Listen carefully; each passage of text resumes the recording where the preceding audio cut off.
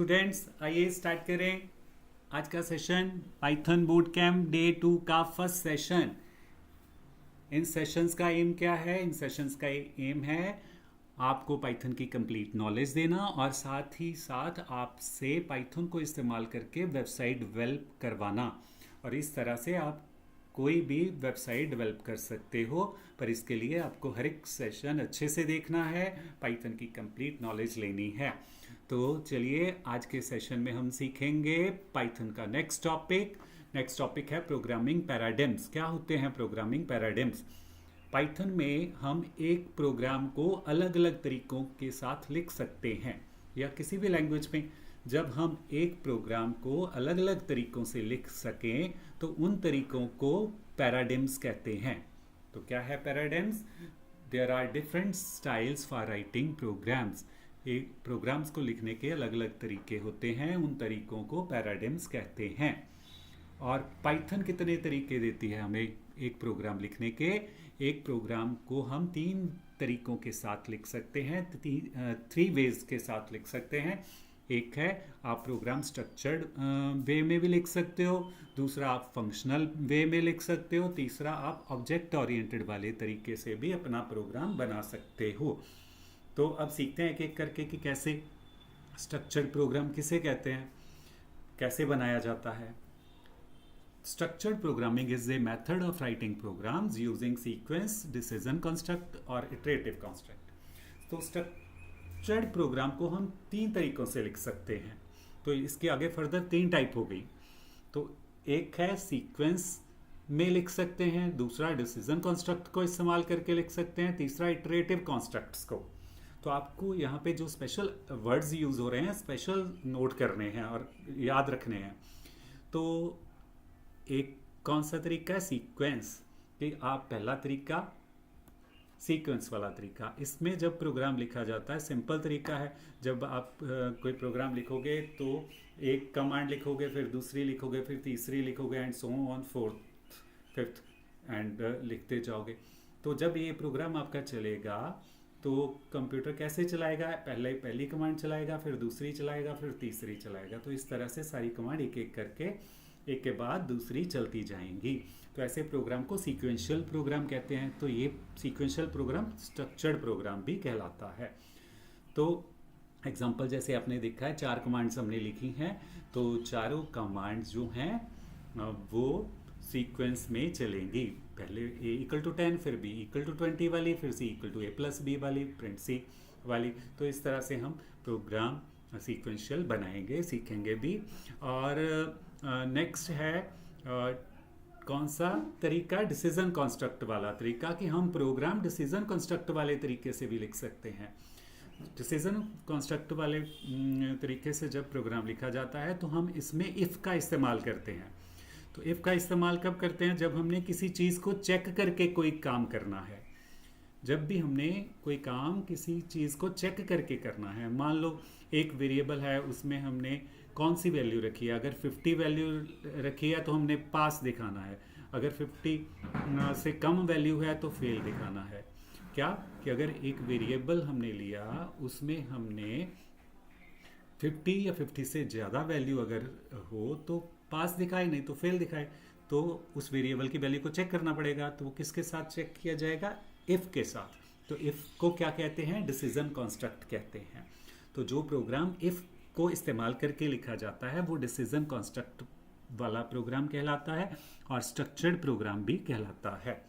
और इसी तरह से तीसरा तरीका कौन सा है? इटरेटिव वे। जैसे इसमें क्या होता है, कई बार हमें एक प्रोग्राम में एक काम को बहुत ज़्यादा बार लिखना पड़ता है। तो अगर हमें 1000 बार लिखना है एक ही काम को तो बहुत मुश्किल होगा। तो उस काम को हम लूप से करवा सकते हैं, हमें एक बार ही लिखना पड़ेगा। तो लूपिंग किस लिए इस्तेमाल होती है? जो काम हमें बार बार लिखना पड़ रहा है उसे लूप को दे देना है, लूप को एक बार ही लिख कर देना है। तो लूप में एक बार ही वो काम लिखा जाता है। तो इस तरह से आपने सीखा कि कैसे लूप एक बार लिखे काम को बार बार चला देगा। तो ये लूप वाला भी प्रोग्राम जो है वो कौन सा प्रोग्राम है? स्ट्रक्चर्ड प्रोग्राम है। तो एक ही प्रोग्राम में तीनों तरीके भी इस्तेमाल हो सकते हैं। तो ऐसे प्रोग्राम को स्ट्रक्चर्ड प्रोग्राम कहेंगे। तो डेफिनेशन हमने क्या बताई कि स्ट्रक्चर्ड प्रोग्राम क्या होता है। स्ट्रक्चर्ड प्रोग्रामिंग में प्रोग्राम को सीक्वेंस में, डिसीजन वाले तरीके से, इटरेटिव वाले तरीके, तीनों के साथ लिखा जा सकता है। तो आपको क्लियर हो गया पहला तरीका जिसके साथ आप प्रोग्राम लिख सकते हो और लिखते हो। और अब दूसरा तरीका सीखते हैं। दूसरा है फंक्शनल प्रोग्राम वाले तरीके से। इसमें क्या है कि मान लो आपके पास एक ऐसा प्रोग्राम है जो कि एक काम को पूरा कर रहा है। आपका एक प्रोग्राम एक काम को पूरा कर रहा है। उस काम को पूरा करने के लिए उसे 4 काम करने पड़ते हैं। आपके पास एक प्रोग्राम है, उसे अपना काम पूरा करने के लिए अलग अलग 4 टास्क्स करने पड़ते हैं।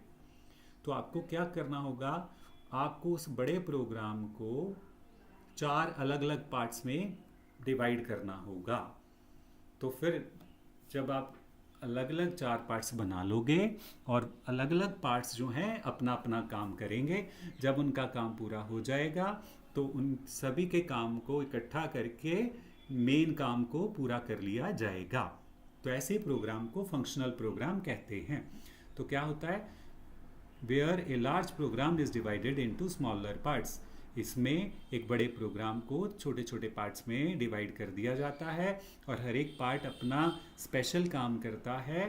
और then we combine all functions to get final result of the program. और मेन प्रोग्राम का फाइनल रिजल्ट लेने के लिए सभी फंक्शनों को कंबाइन कर दिया जाता है और इस तरह से काम पूरा हो जाता है। तो ऐसे प्रोग्राम को फंक्शनल प्रोग्राम कहते हैं। और अलग अलग जो पार्ट्स बनाए हैं उसको फंक्शन, सब रूटीन, प्रोसीजर और आप मेथड अलग अलग नेम के साथ बुला सकते हो। और सीखोगे भी कहाँ पे हम मेथड बुलाएंगे, कहाँ पे हम सब रूटीन्स। तो आपको क्लियर हो गया फंक्शनल प्रोग्रामिंग। तो अब नेक्स्ट वे जो है वो है ऑब्जेक्ट ओरिएंटेड वे, जिसके साथ आप अपना प्रोग्राम बना सकते हो। अब ऑब्जेक्ट ओरिएंटेड वाला जो तरीका है वो क्या है, mimics real world by creating inside the computer A mini world of objects. हमारे आसपास जितनी भी चीज़ें हैं सारी ऑब्जेक्ट्स कहलाती हैं। कौन सी चीज़ें, जिनके पास डाटा भी है और फंक्शंस भी हैं। जिन ऑब्जेक्ट्स का डाटा भी हो और फंक्शंस भी हो तो वो क्या कहलाते हैं, ऑब्जेक्ट्स कहलाते हैं। तो ऑब्जेक्ट ओरिएंटेड मॉडल में जो भी प्रोग्राम हमारा बनता है वो सेट ऑफ ऑब्जेक्ट्स का बनाया जाता है। तो इसीलिए हमने यहाँ पे लिखा है कि बिल्कुल जैसे रियल वर्ल्ड में आसपास हमारे ऑब्जेक्ट्स हैं, उसी तरह से हम कंप्यूटर में भी ऑब्जेक्टों का सेट क्रिएट कर सकते हैं। तो अब कैसे, जैसे कि यहाँ पे हमने रियल वर्ल्ड में से ही हमने अपने आसपास से ही यूनिवर्सिटी की एग्जांपल ली है। In a university system we have many real world entities. In the computer we create objects. पर कंप्यूटर पाइथन में हम ऑब्जेक्ट्स बनाएंगे। जैसे कि हमारे यूनिवर्सिटी में क्या है, वाइस चांसलर है जो कि यूनिवर्सिटी को मैनेज करता है, और ये ऑब्जेक्ट एक हो गया। और दूसरा ऑब्जेक्ट नॉन टीचिंग स्टाफ का है जो कि एडमिनिस्ट्रेटिव कामों को देखता है। और तीसरा ऑब्जेक्ट स्टूडेंट्स हो गए, और फोर्थ कोर्सेज हो गए, और प्रोफेसर्स हो गए, कोर्स टीच करेंगे। और इसी तरह से सेमेस्टर ये भी हो गया, और एग्जामिनेशन, ये अलग अलग एंटिटीज़ हैं। इन सभी अलग अलग एंटिटीज़ को ऑब्जेक्ट कहते हैं और हर एक का अपना अपना डाटा है, अपने अपने काम हैं। तो इस तरह से आपने सीखा कि ऑब्जेक्ट ओरिएंटेड प्रोग्रामिंग लैंग्वेज में या ऑब्जेक्ट ओरिएंटेड वाले तरीके में जब प्रोग्राम लिखा जाता है तो वो ऑब्जेक्ट बनाकर लिखा जाता है। ऑब्जेक्ट ओरिएंटेड मॉडल में प्रोग्राम्स कैसे लिखा जाता है, ऑब्जेक्ट्स बनाकर। तो इस तरह से आपने देख लिया कि हमारे आसपास कैसे, हमारी यूनिवर्सिटी में ही कौन कौन से ऑब्जेक्ट्स हैं ये आपने सीखा। कौन कौन से ऑब्जेक्ट्स हैं आपकी यूनिवर्सिटी में, vice chancellor, professor, non teaching staff, students, course, semester, examination, ये आपके यूनिवर्सिटी के ऑब्जेक्ट्स हैं। तो इस वे में हम प्रोग्राम जब लिखते हैं तो वो ऑब्जेक्ट ओरिएंटेड वाला प्रोग्राम कहलाता है। तो ये भी बनाना हम सीखेंगे सेशन वाइज। तो इस तरह से ऑब्जेक्ट क्या है आपने जाना, तो आपको ये भी पता है कि हर एक ऑब्जेक्ट का अपना अपना डेटा होता है, अपने अपने काम होते हैं।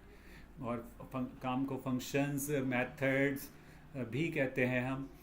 ओके, और जब भी फंक्शन रन होते हैं तो वो क्या यूज़ करते हैं, ऑब्जेक्ट का डाटा यूज़ करते हैं। That operate on that data. So every object has its own data and methods that operate on that data. तो फंक्शन हमेशा ऑब्जेक्ट के डाटा पे ही काम करते हैं। तो यहाँ पे स्टूडेंट ऑब्जेक्ट लिया है, तो स्टूडेंट ऑब्जेक्ट का डाटा कौन सा है, डाटा को एट्रीब्यूट भी कहते हैं। तो roll number, name, department, semester, email, CGPA, ये क्या है, ये डाटा है।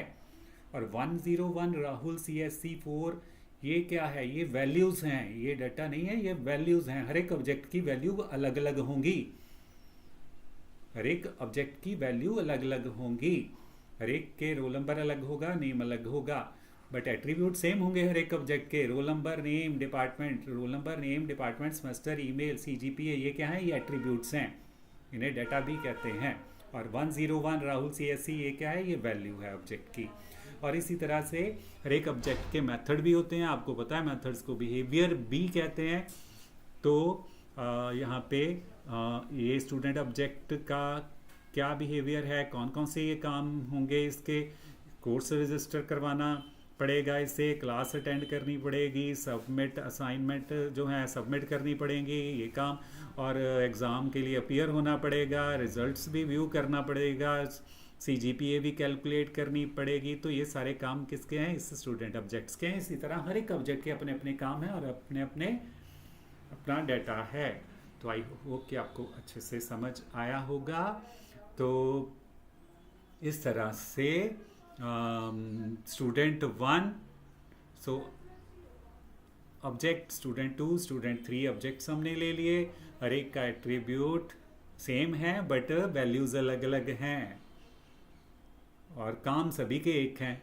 सभी को रजिस्टर करना पड़ेगा कोर्स, सभी को क्लास अटेंड करनी पड़ेगी, असाइनमेंट सबमिट करनी पड़ेगी, एग्ज़ाम के लिए भी अपीयर होना है, रिजल्ट भी देखना है, और CGPA भी कैलकुलेट करनी है। तो ऑब्जेक्ट्स जो हैं वो कैसे बनते हैं, तो objects have data based on their class और ग्रुप। तो हर एक ऑब्जेक्ट के पास डाटा कौन सा होगा, ग्रुप वाइज डाटा होगा। BCA 1 वालों के ऑब्जेक्ट, BCA 1 वाले अलग ऑब्जेक्ट्स होंगे, BCA 2 क्लास के ऑब्जेक्ट अलग होंगे। तो BCA 1 क्लास के जो ऑब्जेक्ट्स होंगे उन सभी के पास डाटा सेम होगा। तो BCA 1 और BCA 2 क्या है, ये तो क्लासेस हैं, ग्रुप है BCA 1 BCA 2। तो हमेशा जब ऑब्जेक्ट के पास कोई डाटा होता है तो वो उनके ग्रुप वाइज होता है, ग्रुप के मुताबिक होता है। तो हर एक ऑब्जेक्ट के पास सेम डाटा नहीं होता, हर एक ऑब्जेक्ट के पास उसके ग्रुप के मुताबिक डाटा होता है। आपके पास अगर आप BTech के 5th सेमेस्टर के स्टूडेंट्स हो तो आपके पास जो डाटा होगा वो 5th सेमेस्टर के मुताबिक होगा, 5th सेमेस्टर वाले ग्रुप के मुताबिक होगा। तो ऑब्जेक्ट्स हमेशा कैसे बनते हैं, ग्रुप के मुताबिक बनते हैं, ग्रुप से ही ऑब्जेक्ट बनेंगे। तो ग्रुप को क्लास भी कहते हैं और या ब्लूप्रिंट भी कहते हैं। आपका 5th सेमेस्टर का ब्लूप्रिंट है, आपकी क्लास कौन सी है, 5th सेमेस्टर वाली।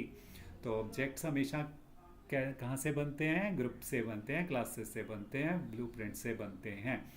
सारे ऑब्जेक्ट एक ग्रुप में जितने भी ऑब्जेक्ट्स होते हैं वो सेम टाइप के होते हैं और सेम डाटा और सेम काम करते हैं। All objects of the same class share similar data.